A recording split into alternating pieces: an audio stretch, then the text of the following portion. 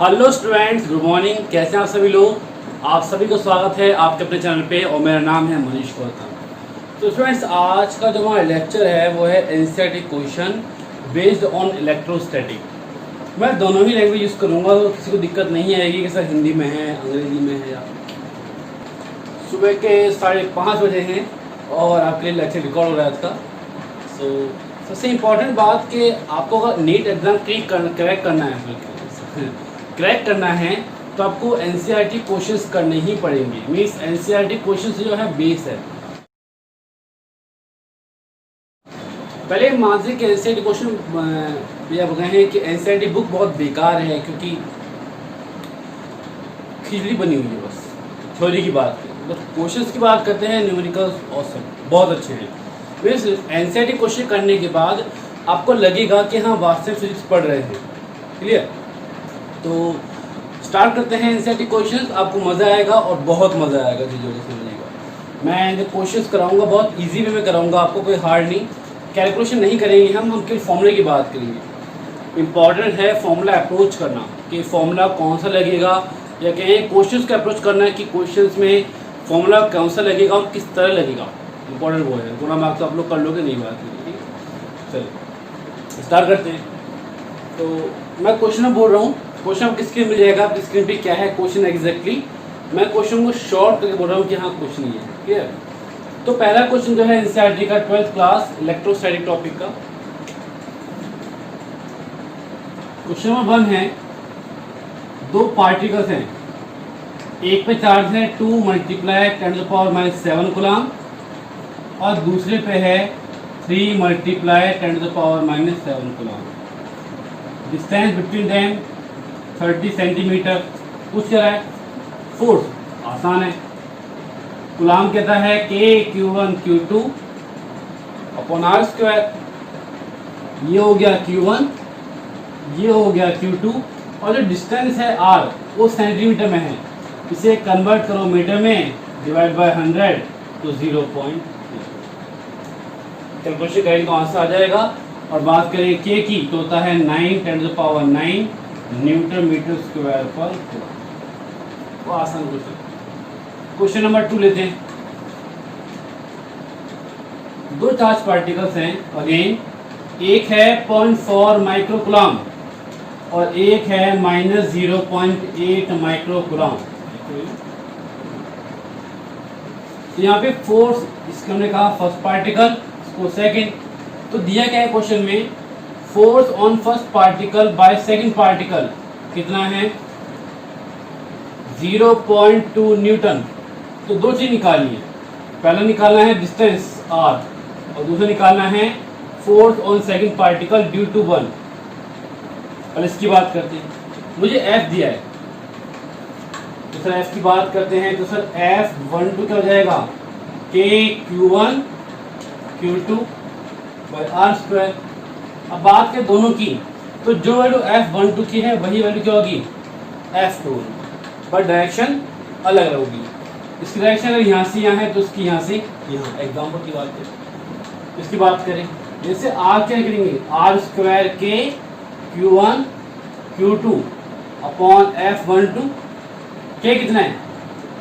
9 × 10⁻9 Q1 0.4 10⁻⁻6 Q2 -8। अच्छा minus को हटा देंगे हम, बताऊँ क्यों होगी। और नीचे F कितना है? 0. ये दोनों एक साथ हैं। यहाँ पे R स्क्वायर तो क्या लग जाएगा? रूट। नेगेटिव निकाल दिया रीजन, रूट पे नेगेटिव डिफाइन नहीं कर सकते हम। जैसे मैं कहूँ √4 तो 2 आएगा, बट मैं कहूँ √-4 डिफाइन नहीं है मैथमेटिक्स में है, बट कहते हैं इमेजिनरी काल्पनिक संख्या। तो ठीक है, यहाँ पे सर ये हो गया 10⁻⁻6, 9 का क्या हो गया 3। अच्छा यहाँ की बात करते हैं। इस पॉइंट को हटाते हैं तो इस पॉइंट से पॉइंट कट जाएगा 2। इस पॉइंट को हटाते हैं से 10। 2 × 8 16। 16 कितना हो जाएगा? √4। यहाँ 9 और यहाँ 1, इस पावर 1 से 9 कट जाएगा तो क्या हो जाएगा 8। तो 10⁻4 तो 9 हो गया, 10⁻9 हो गया।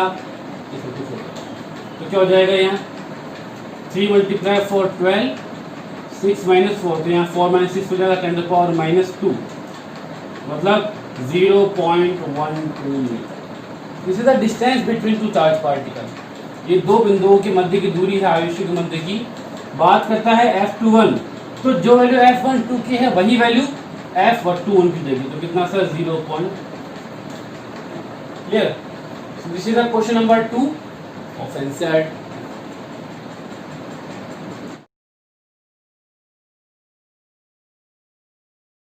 Third, check ratio KE² upon GME। ये कह रहा है प्रूफ करो ये डायमेंशन लेस है। अब यहाँ पे लेंथ आ गई, सर लेंथ आ गई, दुख हो गया है, तो दिल में दर्द हो गया, हार्ट अटैक आ गया ना किसी को, तो घबराने की कोई बात नहीं है। हम दो फोर्स की बात करते हैं। सबसे पहला इलेक्ट्रोस्टैटिक फोर्स और सेकंड है ग्रेविटेशन फोर्स। प्रूफ करना है कि ये जो क्वांटिटी है डायमेंशन लेस है। क्लियर? तो F/G बड़ा आसान है। तो एक तो होता है आप लंबा मेथड करो कि हाँ सर यहाँ से ये सभी यूनिट अप्लाई करके, एक अगर यहाँ पे हम बात करें कि दोनों में मैं R² से डिवाइड कर दूँ, और मैं लिख दे रहा हूँ डिवाइड बाय R², तो क्या लिखूंगा उसको मैं KE² upon R² GME MP upon R²। ये क्या हो जाएगा? इलेक्ट्रोस्टैटिक फोर्स और ये ग्रेविटेशन, ये दोनों ही फोर्स जो हैं मीन्स दो शुद्ध राशियों का अनुपात है। It is a ratio of two pure quantity.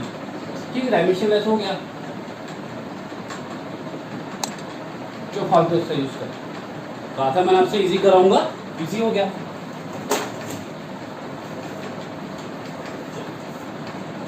Question number 4,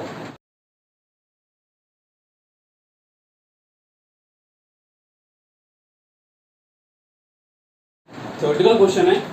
explain electric charge of bodies quantize. Quantize means, quantize का मतलब होता है कि अगर दो बॉडीज में between two particles, between two object charge का ट्रांसफर हो रहा है, तो वो चार्ज ट्रांसफर इंटीग्रल फॉर्म में होगा। इंटीग्रल मीन्स, जो बच्चे बाहर के सुनिए, इंटीग्रल मतलब होता है कि जो भी ट्रांसफर होगा इलेक्ट्रॉन्स का वो एक कंप्लीट नंबर की फॉर्म में होगा। मतलब अगर मैंने कहा मेरे पास से इलेक्ट्रॉन किसी और के पास गए, तो ये नहीं कि आधा पर्दा चल जाएगा, ₹100 ₹2 ₹2 इलेक्ट्रॉन जाएंगे। तो प्रसाद थोड़े मान जी का बालाजी का जैसे बेटी जगह दिया। यहाँ की बात करते हैं तो यहाँ जो भी इलेक्ट्रॉन जाएगा वो कंप्लीट फॉर्म में जाएगा, मतलब या तो पूरा एक जाएगा, या 2 जाएगा, या 3 जाएगा, 4 जाएगा, 1000 जाएगा, 100 जाएगा। 1/4, 1 से 1/4 नहीं है। हाँ, एक बेसिक बात की बात करते हैं तो क्वार्क है।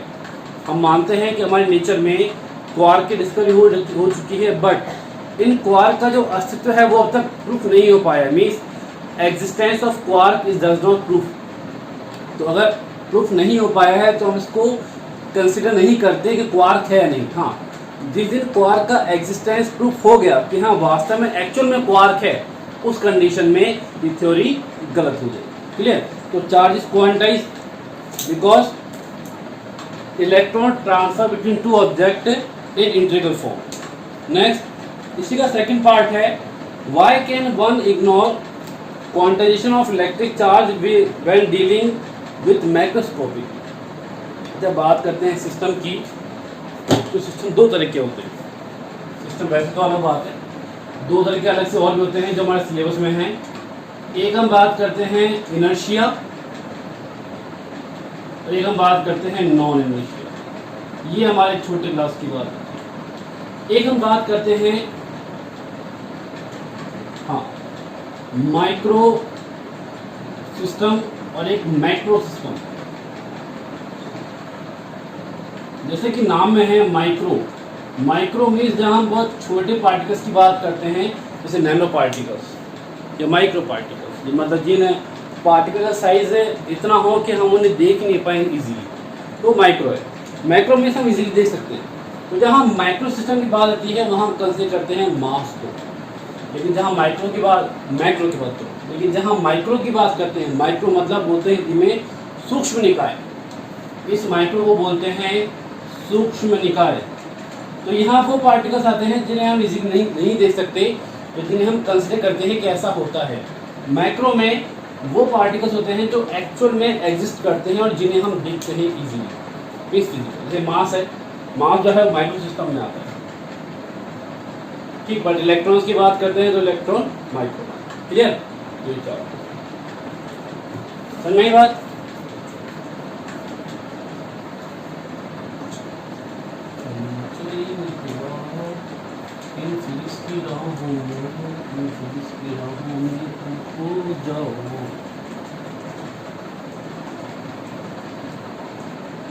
चलिए क्या, चलो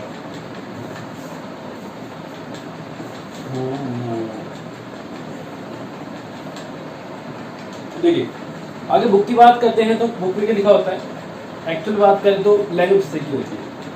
इन माइक्रोस्कोपिक और लार्ज स्केल, जैसे मैंने कहा कि माइक्रोस्कोपिक सिस्टम ऐसा है जहां हम लार्ज पार्टिकल्स की बात करते हैं, लार्ज रेंज की बात करते हैं। और large scale charge, number of charge are huge, huge मतलब HUG मतलब बहुत बड़ा, as compare to magnitude of electric charge. ठीक है, कहा नंबर ऑफ चार्ज मतलब चार्ज इतने ज़्यादा होते हैं कि वहाँ आप एक सिंगल पार्टिकल में चार्ज को कंसिडर करना बेकार है। Hence quantization of electric charge is of no use on microscopic scale. तो वहाँ जो क्वांटाइजेशन है वहाँ का उसको यूज रहता ही नहीं है।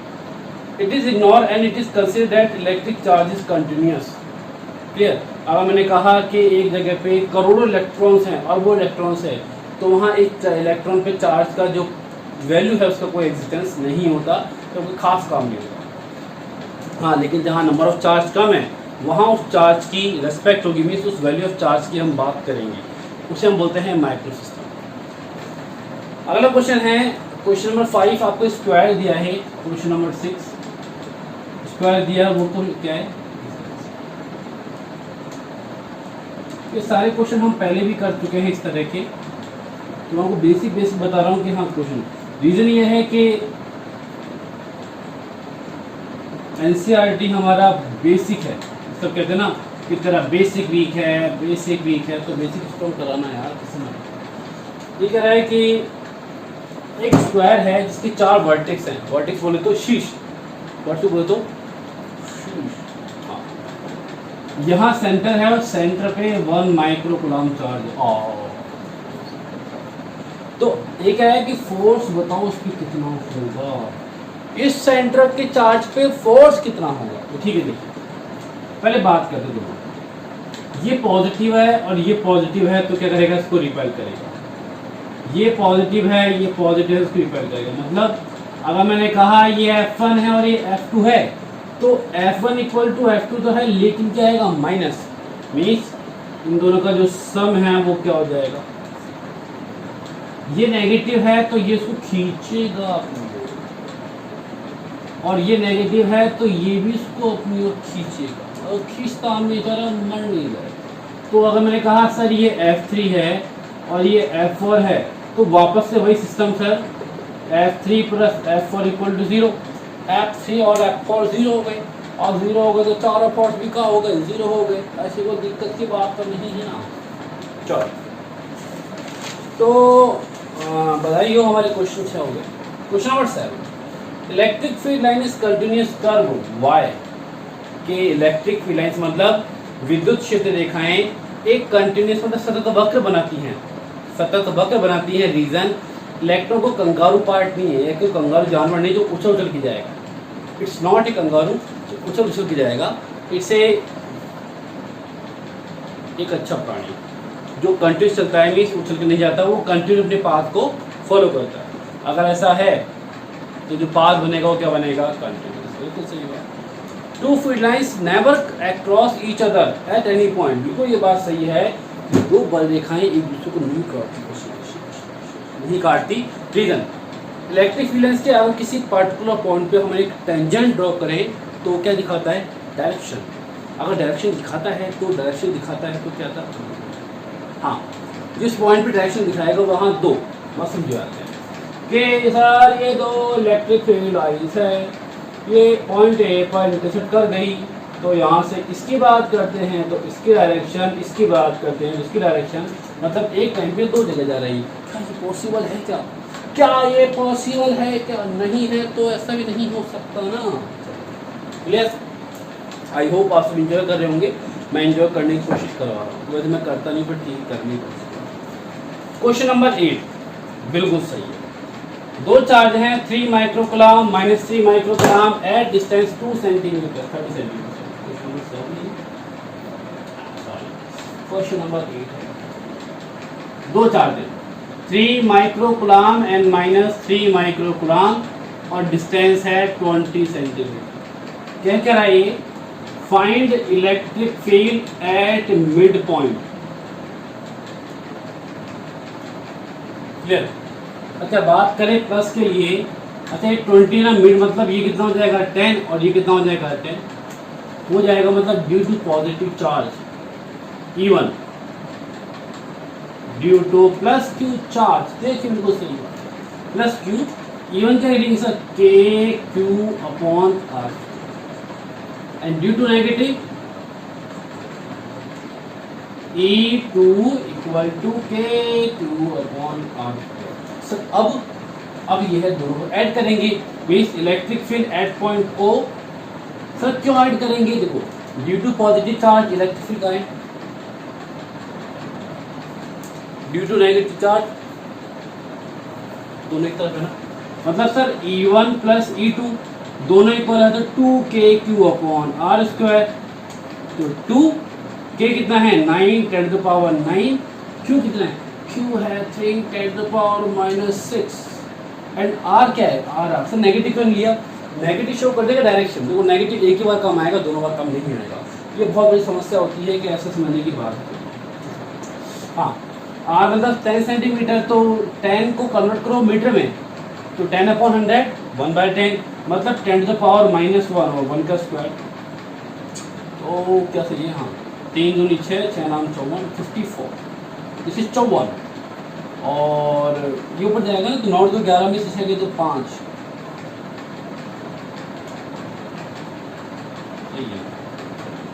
This is 5.4 10 to power 6। तो ये आपका आंसर आ चुका है कि मिड पॉइंट पे इलेक्ट्रिक फील्ड इतना इतना इतना इतना होगा। चलिए क्या क्वेश्चन है सुनिए। If a test charge -1.5 multiply 10 to the power -9 coulomb is placed at mid point. अभी कह रहा है कि मान लो इस पॉइंट पे ये चार्ज आ गया, तो बताओ फोर्स क्या हो? फोर्स का फॉर्मूला क्या था? F equal to K Q two by R square, K Q1 Q2 bye R square. एक क्या था सर, अगर इलेक्ट्रिक फील्ड जाता है F इक्वल टू क्यू ही।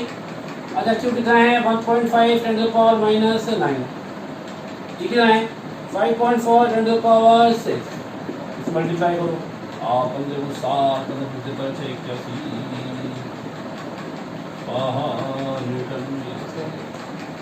आसानी है। एनसीईआरटी को हार्ड नहीं है।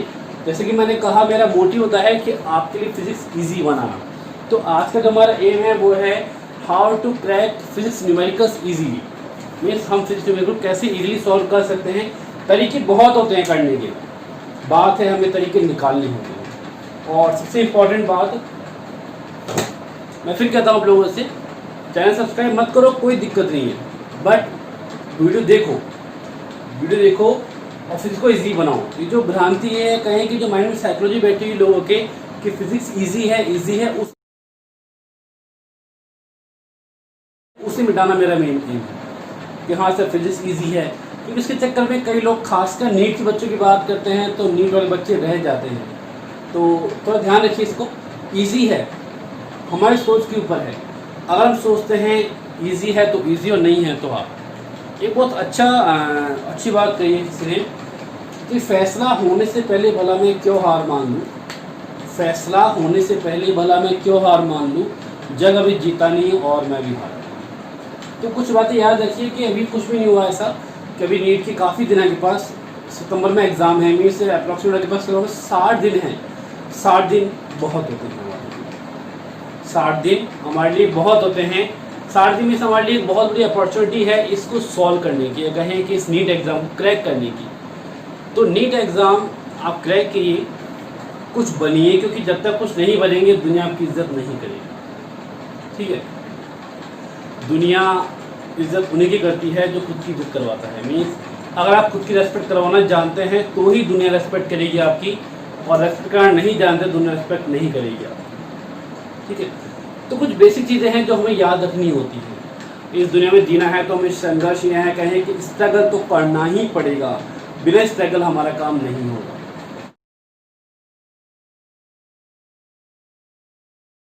और जो बच्चे नीट की तैयारी कर रहे हैं उनके लिए खासकर फिजिक्स एक चैलेंजिंग सब्जेक्ट है जिसे हमें सॉल्व करना होता है। मीन्स बेसिकली बात करते हैं तो नीट के 90% स्टूडेंट से केवल फिजिक्स के चक्कर में ही पीछे रहते हैं।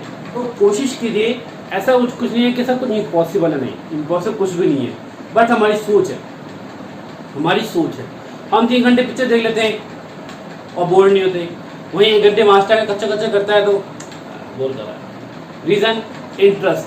वहीं कुछ लोग क्या है, कहें कि कुछ साइंटिस्ट ऐसे हैं जो कुछ PhD करते हैं, वो 5-5 साल के लिए टॉपिक के वर्क कर देते हैं पूरी तैयारी। यह कहें कि 5 साल पूरी एक बैठ के पूरी बुक को लिख देते हैं। रीज़न है उनका इंटरेस्ट। ठीक, तो हर चीज़ का इंटरेस्ट होता है अपना इंटरेस्ट क्रिएट कीजिए। जब तक आपका इंटरेस्ट क्रिएट नहीं होगा,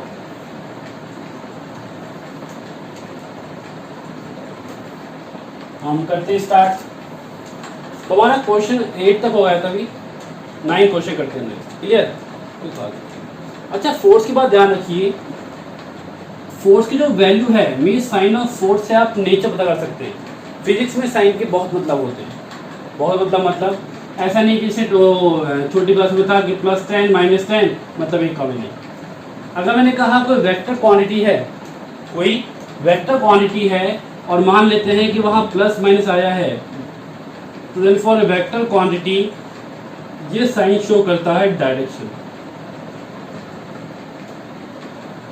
वहीं पे अगर हमने कहा सर प्लस माइनस आ गया और स्केलर क्वांटिटी है तो कई बार शो करता है नेचर। जैसे इलेक्ट्रॉन पे चार्ज है -1.6 10⁻19 कूलम और प्रोटॉन पे है +1.6 10⁻19 कूलम।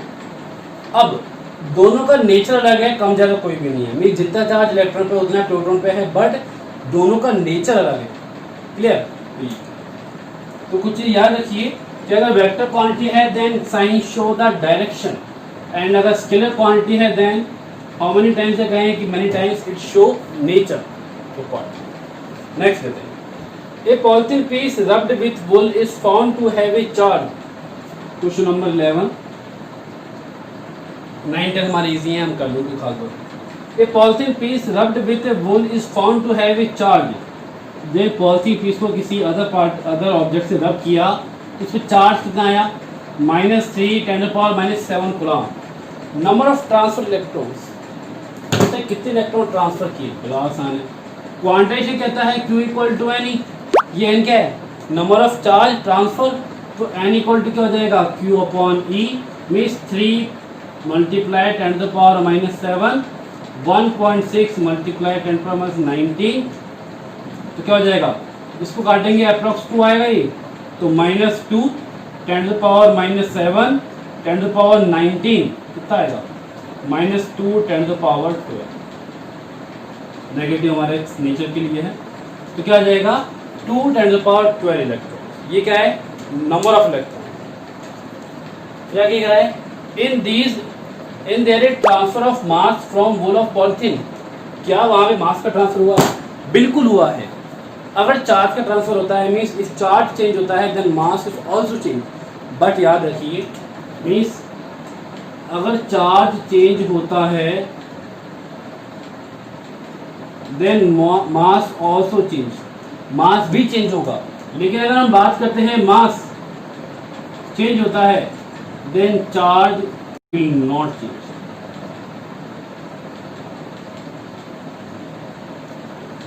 क्लियर? तो अगर मास चेंज होता है तो चार्ज चेंज नहीं होगा या नहीं होगा ये पक्का नहीं, लेकिन if charge will change then mass will also be change. Clear? तो अगर मैं बात करें मास की तो m = क्या हो जाएगा?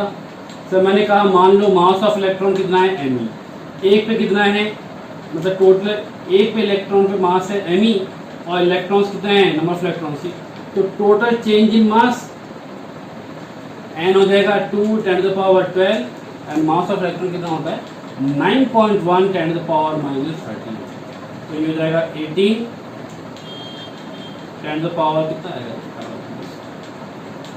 तो this is the change in mass, but change in mass इतना कम है कि इसे हम कंसीडर नहीं करते, बस मास चेंज हुआ है। This is question number 11। अब लेते हैं अगला क्वेश्चन, सुनिए अच्छा question. Two insulated charge copper spheres A and B have their centre separated by distance 50 centimetre. ये कह रहा है कि सर दो कॉपर स्पेयर्स हैं, मींस दो कॉपर के धातु के गोले हैं और जो डिस्टेंस बिटवीन सेंटर है वो कितना है 50 सेंटीमीटर।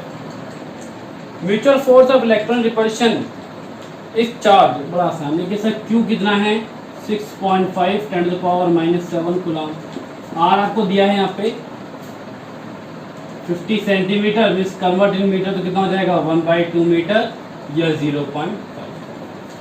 तो कह रहा है कि म्यूचुअल फोर्स, म्यूचुअल मतलब होता है एक दूसरे पे लगाया गया बल, force applied by particles on each other. If charge है तो ठीक है, F क्या हो जाएगा K Q1 Q2/R।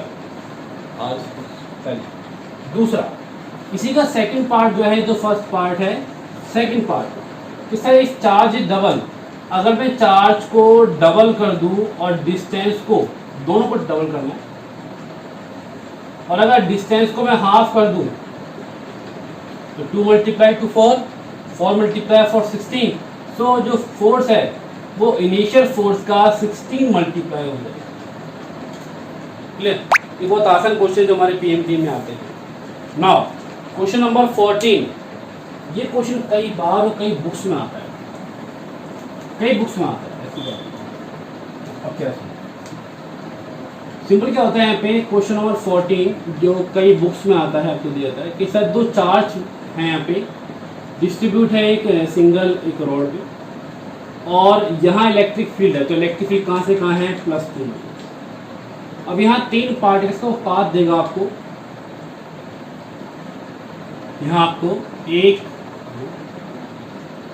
3 पार्टिकल्स का पाथ देगा आपको। क्या पूछा है, track of 3 charge particles in a uniform electric field, uniform means electric field same है। Give the sign of 3 charges, सबसे इंपॉर्टेंट बात, which particle have highest charge to mass ratio, highest charge to mass ratio, means किस particle का charge अपन mass ratio ज्यादा है। अब सबसे बात करते हैं साइन की बात करते हैं, तो सर ये फर्स्ट पार्टिकल, सेकंड पार्टिकल और थर्ड। हम ही जानते हैं कि अगर इलेक्ट्रिक फील्ड है और उस इलेक्ट्रिक फील्ड में को चार्ज पार्टिकल मोशन कर रहा है, तो वो चार्ज पार्टिकल अपोजिट चार्ज की तरफ जाएगा, मींस अगर सेम चार्ज है या सेम चार्ज का फील्ड है तो वहाँ से रिपेल होगा, और अगर अपोजिट चार्ज का फील्ड है तो वहाँ पे अट्रैक्ट होगा। मीन्स अगर ये फर्स्ट पार्टिकल इसके पास जा रहा है, मतलब अगर ये पॉजिटिव है तो पार्टिकल फिक्स है कि ये इसको अट्रैक्ट कर रहा है, आकर्षित कर, तो ये खुद क्या हो जाएगा नेगेटिव, सेकंड भी क्या हो जाएगा negative, and third charge particle move toward to negative plate, तो दिस इज आल्सो क्लियर। तो ये तो रहे साइन। अब आती है चार्ज अपॉन मास रेशियो। तो याद रखिएगा charge upon mass ratio proportional होता है डिस्प्लेसमेंट के, जिसका डिस्प्लेसमेंट ज़्यादा होगा उसके लिए चार्ज अपॉन मास रेशियो ज़्यादा होगा। और उस पार्टिकल की बात करते हैं तो वो ये पार्टिकल, इसकी बात करें थर्ड पार्टिकल कि चार्ज और मास रेशियो किसका ज़्यादा होगा, जिसका डिस्प्लेसमेंट ज़्यादा होगा, तो किसी का थर्ड पार्टिकल। अब अगला क्वेश्चन देखिए, जैसे कि लिखा हुआ है the charge to mass ratio is directly proportional to the displacement of amount of deflection, means charge particle कितना डिस्प्लेस होता है, कितना डिफ्लेक्ट होता है अपने पाथ से, डिफ्लेक्ट मतलब विचलन, मतलब अपने मार्ग से कितना भटक जाता है चलते चलते, उसके लिए चार्ज और मास रेशियो ज़्यादा होगा। तो उनमें जिसके लिए y ज़्यादा होगा वो पार्टिकल, उस पार्टिकल के लिए चार्ज और मास रेशियो ज़्यादा होगा। Since deflection of particle 3 is maximum it has the highest charge to mass ratio. अब बात यह है कि ये सर मूवमेंट कैसे कराएंगे, हम डिस्प्लेसमेंट कैसे निकालेंगे वो देखो। यहाँ हमारी काम आएगी मैकेनिक्स, सबसे इंपॉर्टेंट मैकेनिक्स। हमारे 11th क्लास का फर्स्ट चैप्टर कंप्लीट हो चुका है, उसका एक लेक्चर आएगा जिसमें हम बात करेंगे आईआईटी नीट या बेसिक क्वेश्चंस की बात करेंगे। देन उसके बाद स्टार्ट करेंगे मैकेनिक्स, और मैकेनिक्स में हम पूरी पीएचडी करेंगे, फुल टू पीएचडी। तो इस मेरी गारंटी है कि जो उन लेक्चर्स को देखेगा मैकेनिक्स के मेरे लेक्चर्स को, उसे कहीं समस्या नहीं आएगी। मैं ये नहीं कहता कि कोई और सा नहीं पढ़ाता, बिल्कुल बहुत से टीचर्स अच्छा पढ़ाते हैं, आप बिल्कुल देखिए। बट मेरा बिलीव है कि जो मेरे मैकेनिक्स का लेक्चर देखेगा उसको 101% मैकेनिक्स ईजी लगेगी और मैकेनिक्स सीखेगा अच्छे से और बच्चों को बताए। तो चलिए यहाँ मैकेनिक्स की बात करें। जब बात करते हैं डिस्प्लेसमेंट की, तो हमारे माइंड में एक बात आती है मोशन, इक्वेशन ऑफ मोशन। हमारे माइंड में एक छोटी सी बात आती है इक्वेशन ऑफ मोशन। सर वो क्या थी, v equal to u plus a t s equal to u t plus half a t square v square equal to u square plus 2s। हम बात करें डिस्प्लेसमेंट की, फर्स्ट है sir. अब important ये होता है, बच्चों को दिक्कत ये आती है कि सर इक्वेशन कौन सी काम आएगी, इक्वेशन कौन सी काम आएगी। तो यहाँ पे sir v equal to u plus a t, first में डिस्टेंस नहीं है, डिस्प्लेसमेंट नहीं है। थर्ड की बात करते हैं तो वहाँ टाइम नहीं है, मीन्स तो अब बच गया सेकेंड। तो s equal to u t plus half a t square. जब आप इसको सॉल्व करेंगे तो आपसे कहा जाएगा then particle start moves at rest, particle moving at rest means starting वो रेस्ट में थे, इसका मतलब u क्या हो गया 0। तो मैं बात कर रहा हूँ डिस्प्लेसमेंट की इन y डायरेक्शन, तो y u y 0 means particle move कर रहे हैं इन x डायरेक्शन, तो y 0।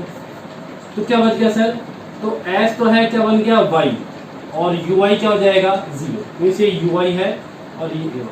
तो s तो हो जाएगा y हाफ, a क्या होता है f अपॉन m और t square as it is. इस f की बात करते हैं तो सर f की बात करते हैं तो f होता है q, और टाइम की बात करते हैं तो डिस्टेंस अपॉन स्पीड।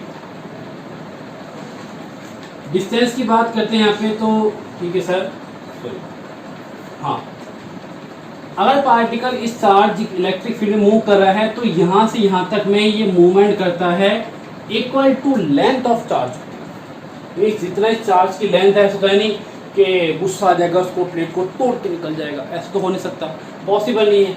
ये जहाँ तक प्लेट जाएगी वहाँ पे जाने के बाद जैसे ही प्लेट खत्म होगी सडनली मूव कर जाएगा, डिफ्लेक्ट हो जाएगा। क्यों, बीच में तो इलेक्ट्रिक फील्ड काम कर रहा है, तो कैसे होगा। तो सब मान लेते हैं डिस्टेंस l और स्पीड क्या है v है, because particles move in x direction, तो vx। तो y क्या हो जाएगा sir 1/2 q e upon m multiply l square upon, so this is sir y equal to q e by 2m l square upon vx। तो यहाँ से आप q upon m की बात कर सकते हैं, तो sir e l square upon 2, this is the displacement. तो e इलेक्ट्रिक फील्ड कांस्टेंट है, लेंथ ऑफ प्लेट कांस्टेंट है, vx कांस्टेंट है, फिक्स मोशन से मोशन कर रहा है। तो totally charge upon mass ratio depends on displacement and it is directly proportional to. अब q अपॉन m जिसके ज्यादा होगा मींस डिस्प्लेसमेंट जिसका ज्यादा होगा उसके लिए q बटा m, q बाय m ज्यादा होगा। क्लियर है। अब q बाय m की बात करते हैं तो आप ऐसे सोच लो यहाँ पे कि सर q बाय m की बात करें तो यहाँ पे ये इलेक्ट्रॉन है और ये क्या है प्रोटॉन। चलो ठीक है, देखेंगे, कोई दिक्कत नहीं, चलते हैं आगे। तो ये बेसिक चीज है। नेक्स्ट क्वेश्चन लेते हैं। हम वही क्वेश्चन कर रहे हैं जो हमारे इंपॉर्टेंट है, कहें कि जो हमारे जो हमारे सिलेबस में अच्छे हैं। बाकी जो क्वेश्चन मैं नहीं कर रहा हूँ वो सारे क्वेश्चन आपने कर रखे हैं या सारे आपके हो रखे हैं। मीन्स किसने के सारे क्वेश्चन हो गए, तो हम वो कोशिश कर रहे हैं जो लॉजिकल है और जो हमारे क्वेश्चन 15 की बात करते हैं। और तो 15 तक फ्लक्स के लिए छोड़ो इसको। हाँ, फिर 25 एग्जाम्पल नंबर 25 की बात करें। एग्जाम्पल नंबर 20, अच्छा question. An oil drop of 12 excess electrons कितने हैं 12 इलेक्ट्रॉन्स। तो नंबर ऑफ इलेक्ट्रॉन्स की बात करते हैं तो नंबर ऑफ इलेक्ट्रॉन्स कितने हैं 12। Is held stationary under a constant electric field of 2.55 multiply 10⁴ newton per coulomb. In Millikan oil drop experiment, हम बात कर रहे हैं मिल्कन ऑयल ड्रॉप एक्सपेरिमेंट की। ये वो एक्सपेरिमेंट है जिसने हमें charge upon mass ratio provide किया। ठीक, चार्ज स्केलर है but charge upon mass ratio, scalar वो भी है but charge upon mass ratio depend करता है मास पे। The density of oil is 1.26 ग्राम पर सेंटीमीटर क्यूब। डेंसिटी को हम रो कह देते हैं तो 1.26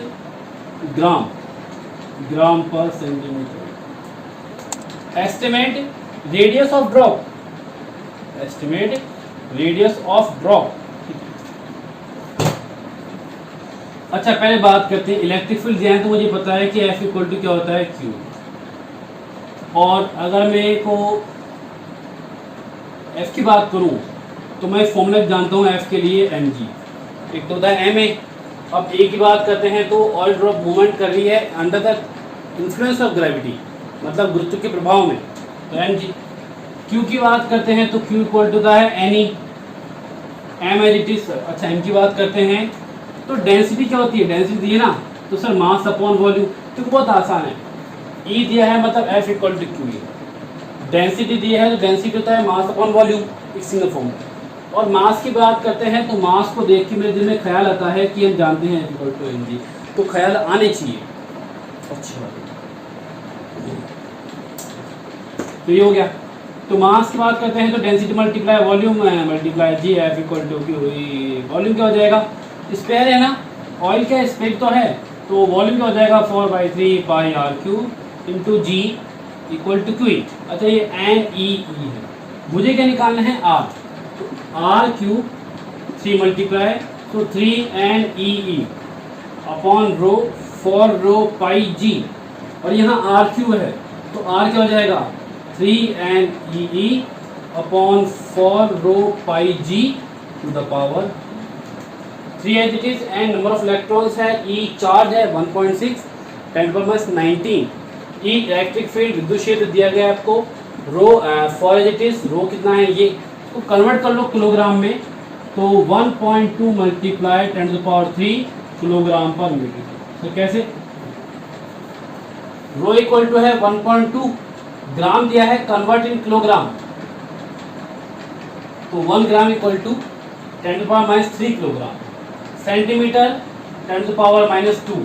क्यूब की बात करते हैं तो -6 मीटर क्यूब, ऊपर लेके जाएंगे तो जी 9.8 10 एज इट इज, जैसा आप चाहो अप्लाई कर सकते हो।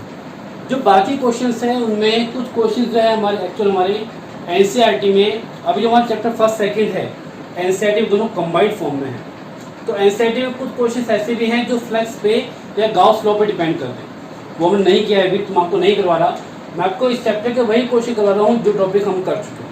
क्लियर, तो ध्यान दीजिए।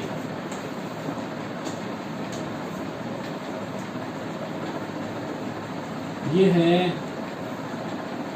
KBPP, कौन बनेगा फिजिक्स प्रेमपति, दिस इज KBPP, कौन बनेगा फिजिक्स प्रेमपति। अच्छा, अब क्वेश्चन दिया है आपको, कर्व दिए अलग अलग, वो बनाता हूँ कर्व क्या क्या है। पहला जो कर्व है क्वेश्चन नंबर 26 है,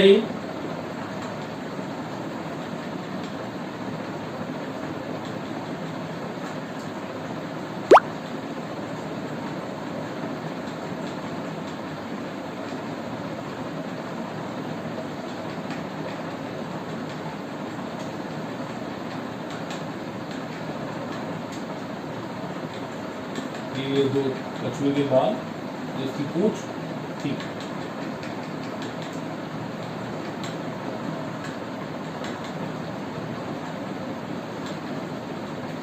यहाँ प्लस चार्ज है बहुत सारा बहुत सारा बहुत सारा बहुत सारा बहुत सारा बहुत सारा बहुत सारा बहुत सारा, और ये ऐसे फीड लाइन दी हुई है अलग अलग।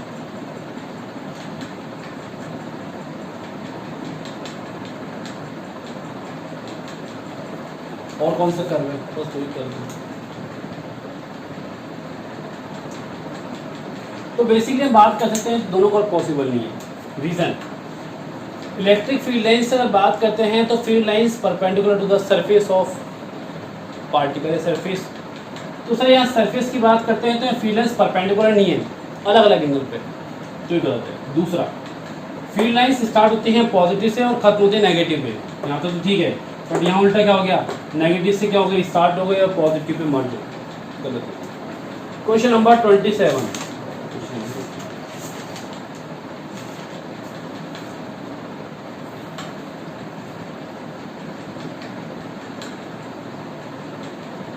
अच्छा 27 क्या है, electric field in Z direction but not constant. Question number 27 है कि इलेक्ट्रिक फील्ड कांस्टेंट नहीं है, electric field is not constant but in Z direction. Question मिल जाएगा स्क्रीन पे, टेंशन मत लेना। So this is the is but increase uniformly along positive Z axis. ये इंक्रीज हो रहा है किस डायरेक्शन में, पॉजिटिव जेड एक्सिस में। Direction at the rate of means DE upon DT at the rate of 10⁵ newton per coulomb per metre. Electric field in z direction but not constant and it's increased uniformly along positive z direction at the rate of 10⁵ newton per coulomb per metre. मतलब क्या है कि एक विद्युत क्षेत्र है जो z direction में है, जो कांस्टेंट नहीं है, बट वो पॉजिटिव z डायरेक्शन में धीरे धीरे बढ़ रहा है, मीन्स उसकी वैल्यू पॉजिटिव z डायरेक्शन में बढ़ रही है। अब सर ये z डायरेक्शन है और ये इलेक्ट्रिक फील्ड है, ये किस डायरेक्शन में बढ़ रहा है, इंक्रीज हो रहा है z डायरेक्शन में।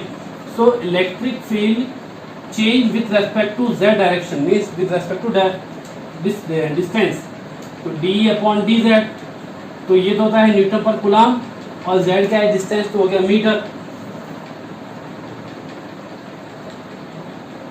What are the force and torque experienced by a system having a total dipole moment equal to 10⁻⁷ coulomb into meter in negative direction?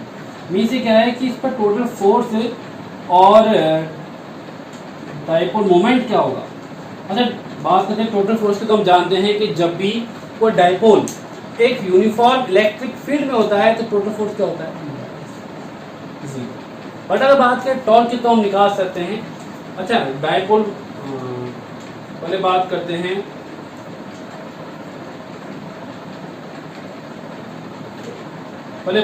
हैं, डाइपोल। अच्छा डाइपोल दिया है आपको 10⁻⁷ कूलम इंटू मीटर, ठीक, एंड DE अपॉन DZ जो है आपको दिया है 10⁵ न्यूटन पर कूलम। बट यहाँ की बात करते हैं तो सर फोर्स निकाला हुआ है। अगर फोर्स की बात करते हैं तो फोर्स अच्छा है इलेक्ट्रिक फील्ड कांस्टेंट है, जैसे कि मैंने आपसे कहा, सही बात कही थी मैंने आपसे कि अगर यूनिफॉर्म इलेक्ट्रिक फील्ड है या कांस्टेंट इलेक्ट्रिक फील्ड है देन टोटल नेट फोर्स है, कहें कि net force on dipole is 0। लेकिन उसने क्या कहा है कि इलेक्ट्रिक फील्ड यूनिफॉर्म का है बट कांस्टेंट नहीं है, means it will change with respect to direction, it will change with respect to distance. So यहाँ पे आप नहीं कह सकते कि फोर्स 0 है। तो अगर मैं कहता F इक्वल टू QE तो सही था, लेकिन मैं कह रहा हूँ sir F equal to QD because electric field will change. अच्छा यहाँ पे मैंने क्या किया, DZ से मल्टीप्लाई कर दिया, तो ठीक है Q पता ही है आपको। अच्छा यहाँ देखो Q की बात करते हैं तो Q है टोटल चार्ज, कहें मैग्नीट्यूड ऑफ चार्ज, ऐसे मैग्नीट्यूड ऑफ चार्ज, और जो DZ है वो है डिस्टेंस, तो इसका सर यूनिट है कूलम और इसकी है मीटर, तो ये क्या बन जाएगा डाइपोल, कितना है सर 10⁻⁻⁷, और DE अपॉन DZ कितना है 10⁵, तो क्या हो गया 10⁻⁻²। तो अगर एक चार्ज पार्टिकल एक डाइपोल यूनिफॉर्म इलेक्ट्रिक फील्ड में है और इलेक्ट्रिक फील्ड कांस्टेंट है, means no change in electric field with respect to distance, तो फोर्स 0 होगा, नेट फोर्स 0 होगा, फोर्स नहीं नेट फोर्स 0 होगा। लेकिन अगर इलेक्ट्रिक फील्ड चेंज हो रहा है with respect to distance, so total force will not change, sorry total force is not 0, net force 0 नहीं होगा। क्वेश्चन नंबर 33 हम कर चुके हैं कि अगर एक पार्टिकल इलेक्ट्रिक फील्ड में, यूनिफॉर्म इलेक्ट्रिक फील्ड में मोशन कर रहा है, बात करें प्लेट की, तो उसमें डिस्प्लेसमेंट कितना होगा। तो हम निकाल चुके थे कि सर क्यू वाई था 1/2 Q E upon M and this is L upon V X. यहाँ से आप चाहो तो एल फाइंड कर सकते हो, इसलिए एल फाइंड कर सकते हो कैसे, L 2ym V X square upon Q, और यहाँ क्या हो जाएगा। ये क्वेश्चन नंबर 33 है। ए particle of mass m and charge minus Q enter the region between two charge plate. Means एक माइनस क्यू चार्ज पार्टिकल, इसका मास m है, एक रीजन मतलब एक इलेक्ट्रिक फील्ड में मोशन कर रहा है और between two charge plate, initially moving along X axis with speed V X direction में मोशन कर रहा है। Length of plate is L and uniform electric field is maintain between two plates. Between two plate से मतलब दो प्लेटों के बीच में जो इलेक्ट्रिक फील्ड है वो मेंटेन किया हुआ यूनिफॉर्म है। Show that vertical deflection of particle at far edge of plate is. Vertical deflection कितना हो जाएगा, मीन्स जहाँ प्लेट खत्म होगी, जहाँ वो इलेक्ट्रिक फील्ड फिनिश हो जाएगा, वहाँ पार्टिकल अपने रास्ते से भटक जाएगा, और रास्ते से भटकना अच्छी बात नहीं होती।